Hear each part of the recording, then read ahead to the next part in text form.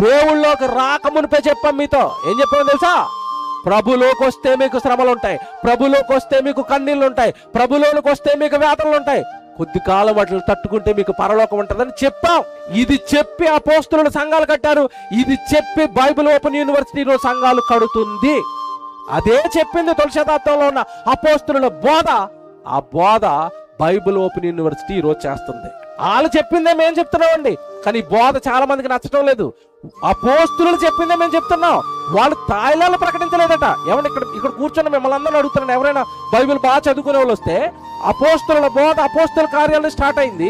అపోస్తల కార్యాలు కానీ, తర్వాత వచ్చిన రామపత్రిక కానీ, తర్వాత వచ్చిన కొరింథీ పత్రిక కానీ, తర్వాత వచ్చిన గలతీ పత్రిక కానీ, ఎఫెసీ పత్రిక కానీ, ఫిలిప్పీ పత్రిక కానీ, కొలసీ పత్రిక కానీ, ఇప్పుడు చదువుతాను నేను తెస్సలోనికే పత్రిక కానీ, ఈ పత్రిక వరకు ముందున్న పత్రికల్లో ఎక్కడైనా అపోస్తలులు యేసుప్రభు దగ్గరికి రండి మీకు రోగాలు పోతాయి, యేసుప్రభు దగ్గరికి రండి మీకు ఆస్తులు వస్తాయని వాళ్ళు ఎక్కడా చెప్పలేదు. మిమ్మల్ని మోసం చేస్తున్నారు. ఇప్పుడు చదువుతున్న మాట మళ్ళా చదువుతున్నాను. అపోస్తలులు ఏం చెప్పారట? క్రీస్తులోనికి వస్తే మీకు శ్రమలు ఉంటాయని ముందుగానే మేము చెప్పితిమి.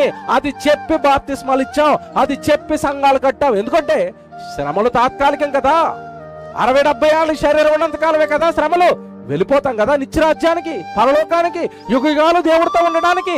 ఈ సత్యాన్ని చెప్పి సంఘాలు కట్టాం మేము. वीडियोस बनाने हैं, फिल्मोरा है ना,